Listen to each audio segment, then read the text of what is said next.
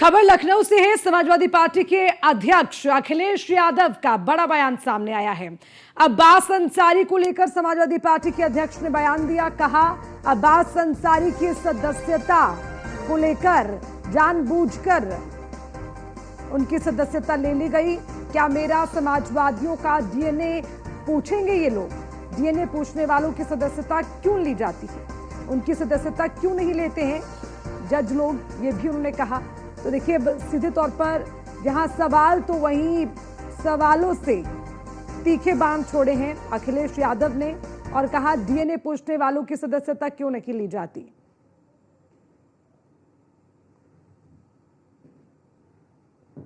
अब्बास अंसारी की सदस्यता जानबूझ करके ली है, सरकार ने जानबूझ करके ली है। और अगर इन्हीं स्टेटमेंट्स पे किसी की सदस्यता ली जा सकती है तो इसके सरकार के बैठे हुए लोग क्या बोल रहे हैं? क्या मेरा डीएनए याद दिलाएंगे वो लोग? क्या समाजवादियों का डीएनए पूछेंगे? जितनों ने डीएनए की बात की उनकी सदस्यता क्यों नहीं लेते हैं जज लोग? जो लोग डीएनए पूछ रहे हैं उनकी सदस्यता क्यों नहीं जा रही है? मुझे तो लगता है कि फैसला भी जाति के आधार पर हो रहा है। अब्बास अंसारी की सदस्यता जानबूझ करके ली है। और इसी खबर पर ज्यादा जानकारी के साथ लखनऊ से हमारे संवाददाता एसके वाजपेयी हमारे साथ हैं। सीधा उनका रुख करेंगे। एसके वाजपेयी, एक बड़ा सीधा सा सवाल है अखिलेश यादव का। अब्बास अंसारी को लेकर जो सदस्यता ली गई उस पर वो ये कहते हैं कि जो डीएनए पूछते हैं उनसे क्यों नहीं सदस्यता ली जाती? बिल्कुल निश्चित तौर पर सपा अध्यक्ष अखिलेश यादव आज एक प्रेस कॉन्फ्रेंस कर रहे थे, जिस दौरान उन्होंने अब्बास अंसारी की सदस्यता को लेकर काफी सवाल खड़े किए। हालांकि इस दौरान उन्होंने अब्बास अंसारी को लेकर स्पष्ट तौर पर कहा कि जिस तरीके से अब्बास अंसारी की सदस्यता गई है, ये सरकार ने सदस्यता ली है और जानबूझकर ये सदस्यता खत्म की गई है। हालांकि इस पूरे मामले पर वो यही नहीं रुके, उन्होंने ये भी कहा कि जिस तरीके से उनके डीएनए के बारे में पूछा गया, समाजवादी पार्टी के डीएनए के बारे में पूछा गया, तो ऐसे में ऐसे लोगों पर जो कि सरकार में बैठे हुए हैं और डीएनए को लेकर सवाल उठा रहे हैं, मेरे डीएनए के बारे में पूछ रहे हैं, आखिर उनकी सदस्यता जज लोग क्यों नहीं लेते हैं? निश्चित तौर पर अखिलेश यादव इन सारी चीजों को लेकर काफी मुखर नजर आए और सीधे तौर पर अब्बास अंसारी के पक्ष में खड़े होते हुए दिखाई दिए। क्योंकि सीधे तौर पर अगर हम देखें तो अब्बास अंसारी मुस्लिम चेहरा हैं, पूर्व बाहुबली मुख्तार अंसारी के बेटे हैं, तो ऐसे में अब्बास अंसारी एक बड़ी प्रोफाइल है। और सीधे तौर पर अखिलेश यादव ने इस बयान के जरिए कहीं ना कहीं एक मैसेज मुस्लिमों को दे दिया है कि वो इन सारी चीजों के खिलाफ खड़े हैं। तो ऐसे में मुस्लिम समाजवादी पार्टी को वोट करें, कहीं ना कहीं उसका माहौल भी अखिलेश यादव ने बना दिया है।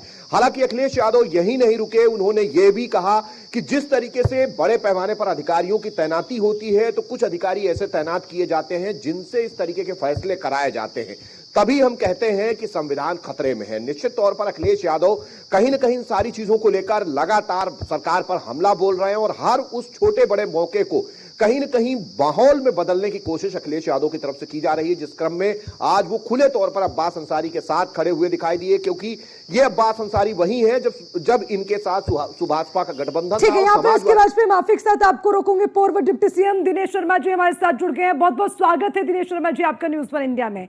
और देखिए, अखिलेश यादव ये कह रहे हैं कि जो सदस्यता अब्बास अंसारी की ली गई, तो फिर जो डीएनए पूछते हैं उनकी सदस्यता क्यों नहीं लेते जज लोग? मतलब ये दोहरा मापदंड क्यों?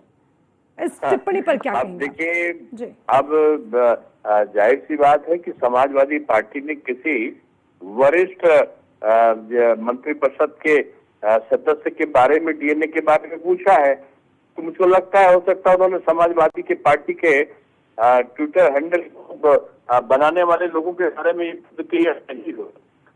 लेकिन मैं हमेशा राजनीति में कहता हूँ कि शब्द का संयम और वाणी पर लगाम होना चाहिए हर व्यक्ति को, चाहे वो जिस राजनीतिक दल का हो। और जहां तक न्यायालय के संदर्भ में टिप्पणी है, ये उचित नहीं है, क्योंकि माननीय न्यायालय भारतवर्ष का निष्पक्ष है और वो जो भी निर्णय देता है उसको मानना हर राजनीतिक दल का धर्म है। जो माननीय हमारे नेतागण किसी विधायक की सदस्यता के बारे में टिप्पणी कर रहे हैं, तो वो न्यायालय के आदेश से उनकी सदस्यता गई है। कोई पार्टी या सरकार ने सदस्यता नहीं नहीं उनके भंग की है। इसका मतलब सीधे सीधे न्यायालय को चुनौती देने वाला ये वाक्य हुआ, और ये एक प्रकार से कंटेम्प्ट ऑफ कोर्ट है। और मैं समझता हूँ कि न्यायालय पर टिप्पणी करने से किसी भी राजनेता को बचना चाहिए। दिनेश शर्मा जी, लेकिन वो इस कार्रवाई को कहते हैं कि ये इंटेंशनली है, इसको जानबूझकर किया गया। अगर वाकई में ये बयान को लेकर करना क्या होता है जी, दोनों के रिकॉर्ड थे। न्यायालय कोई आदेश ऐसे नहीं देता है, उसके पास साक्ष्य होते हैं, उसके पास रिकॉर्डिंग है, उनके पास सभा की किए हुए विभिन्न जो समाचार चैनल हैं उनके समाचारों का संकलन है, और खुद इस बात को जो संबंधित विधायक हैं उनके वकील ने स्वीकार कर रखा है। जो उनके लोग हैं उन्होंने स्वीकार किया था कि ये सब भाषण हुआ है। मैं नहीं समझता हूँ कि ये न्यायालय की प्रावधि है। मैं न्यायालय की प्रावधि पे कोई टिप्पणी नहीं करता। जो भी न्यायालय ने निर्णय दिया होगा वो तथ्यों के आधार पर सभी तथ्यों को सुनकर दिया है। अब कोई निर्णय आता है तो उसके बारे में टिप्पणी करना सीधे सीधे ये न्यायालय की अवमानना है, अवहेलना है न्यायालय के आदेश का। और मैं समझता हूँ कि लोकतंत्र में ये अच्छी प्रक्रिया नहीं है कि हम न्यायालय के आदेशों को चुनौती दें। आखिरी सवाल दिनेश शर्मा जी, अखिलेश यादव की इस टिप्पणी के पीछे की मंशा को फिर आप कैसे समझते हैं? क्योंकि देखिए चुनाव आने वाले हैं, आजकल कुछ नेतागण जो तमाम अन्य राजनीतिक दलों के भी हैं, विपक्ष के, वो भारतीय जनता पार्टी सरकार द्वारा किए गए विकास कार्यों से डरे हुए हैं कि भारतीय जनता पार्टी ने प्रत्येक कोने पर विकास कार्य किए हैं।